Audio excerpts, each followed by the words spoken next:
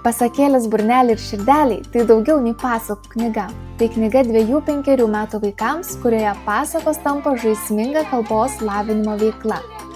Skaitančias pasakas vaikas klausosi istorijų, kuriuose natūraliai įpinti liežuvio, lūpų ir skruostų artikuliaciniai pratimai.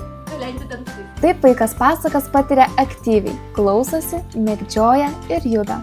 Po kiekvieną pasaką rasite aiškią struktūrą. Klausimus vaikui, kurie padeda aptarti pasaką ir skatina kalbėjimą. Kūrybos pratęsimą. Tai praktinės užduotys su lipdukais, skaičiavimu, stebėjimu, lyginimu ar spalvinimu. Taip pat ir trumpas skilti tėvams, ko mokomės, kurioje paaiškinama, kokius artikuliacinius ir tarimo įgūdžius lavina konkreti pasaka. Knyga padeda lavinti artikuliaciją, prisideda prie aiškesnės tarties formavimo, ugdo dėmesį, vaizduotę, padeda pažinti emocijas ir skatina vaiką atsakyti pilnesniais ir rišlesniais sakiniais.